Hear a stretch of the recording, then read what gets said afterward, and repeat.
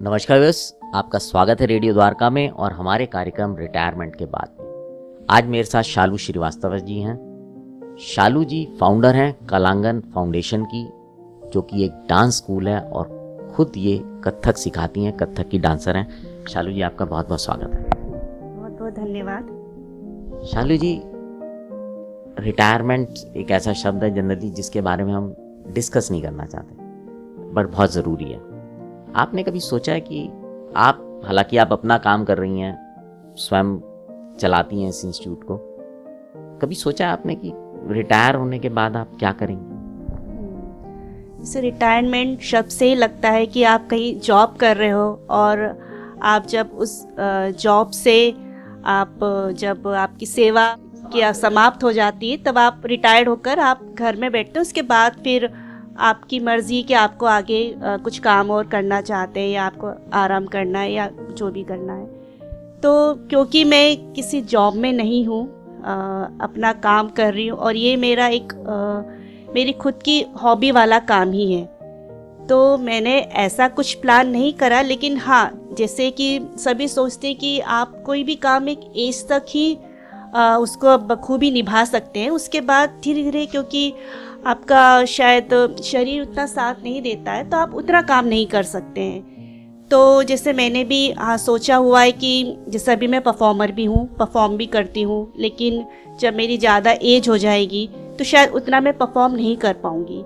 तो मुझे यही करना है कि सिर्फ सिखाना ही है, और सिखाने के लिए भी हाँ, एक एज तक आप, वैसे आर्टिस्ट जैसे कहते हैं कि आर्टिस्ट तो मरते दम तक वो काम ही कर कर के मरता है। मतलब जैसे अगर वो 80 साल का भी 90 साल का भी है तो वो आखिरी समय तक भी वो सिखा ही रहा होता है। सिखाते सिखाते, परफॉर्म करते करते, काम करते करते ही वो इस दुनिया से अलविदा लेता है।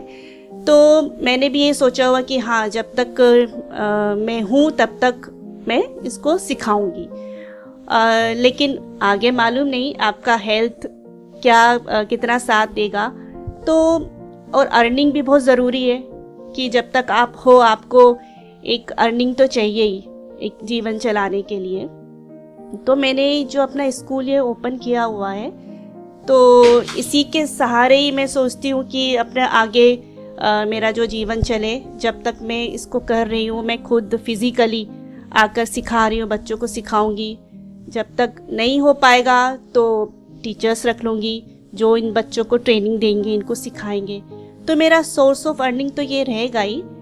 शालू जी, जैसा आपने बोला कि हेल्थ अलाउ करेगी और आप जैसे बिजनेस के लिए आपने प्लान कर रखे हैं अपना कि आप टीचर्स के साथ करा देंगे, उनको दे देंगे,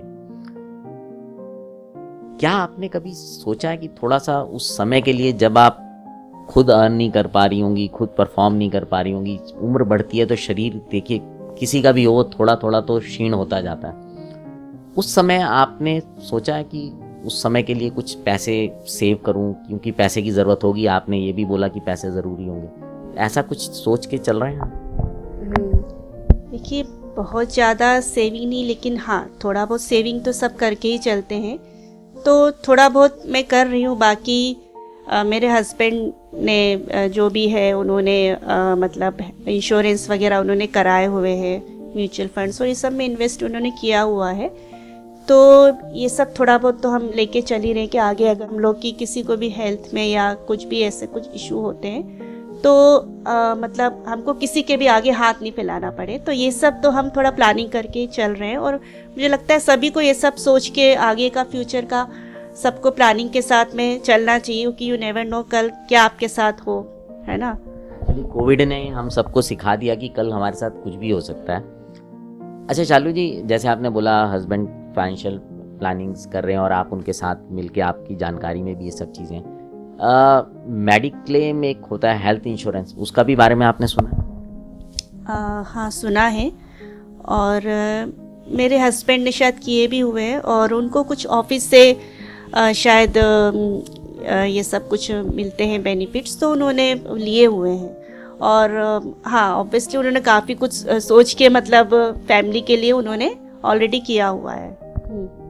मतलब मैं ये मान सकता हूँ कि आप भी अपने इस मामले में थोड़ी सी सजग हैं और आपके हस्बैंड ने पूरी तरह से चीज़ों को संभाल रखा है और आप लोगों ने रिटायरमेंट के लिए सोच रखा है। सो व्यूअर्स, आपने सुना, ये बहुत ज़रूरी है क्योंकि रिटायरमेंट एक ऐसी चीज़ है जिसके बारे में हम अक्सर सोचते नहीं हैं, हम लोग भूल जाते हैं। शालू जी ने भी बोला कि रिटायरमेंट को जनरली हम लोग उन लोगों से कनेक्ट करते हैं इस शब्द को जो नौकरी करते हैं, जबकि ये सिर्फ नौकरी वालों के से जुड़ा शब्द नहीं है। रिटायरमेंट किसी की भी ज़िंदगी में आ सकती है। शालू जी, कुछ संदेश देना चाहेंगी आप, क्योंकि आप महिला हैं और मैं वर्किंग भी हैं और खुद काम कर रही हैं अपना, तो आप कुछ कहना चाहेंगी?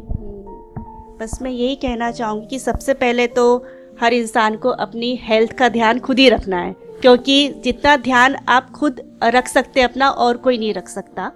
और इसके साथ साथ आप लोगों को ये भी करना है कि अपना फ्यूचर प्लान भी सोच के रखें कि आगे के लिए आपको क्या सेविंग करना है और कैसे आप उसको, मतलब कोई भी अगर आपके सामने कुछ भी इस तरह के हर्डल्स आते हैं तो आप उनको किस तरह से आप मतलब उनसे निपट पाएँ, तो इसकी भी प्लानिंग करके रखना बहुत ज़रूरी है। तो सेविंग करें और जो भी है इंश्योरेंस के थ्रू या इसके भी थ्रू, और सबसे पहले अपनी हेल्थ का ध्यान रखें, वो बहुत ज़रूरी है आज की लाइफ में। आपने सुना व्यूअर्स, शालू जी ने बोला कि हेल्थ और वेल्थ दोनों का ध्यान रखना बहुत ज़रूरी है अपने फ्यूचर के लिए। सो हम उम्मीद करते हैं कि जो हमारे इस कार्यक्रम का मकसद है वो यही है कि लोगों को जागरूक करना, उन्हें बताना कि कितना ज़रूरी है अपनी रिटायरमेंट के लिए सोचना और उसके लिए पैसे जोड़ना। अब आपसे विदा लेते हैं, बने रहें रेडियो द्वारका।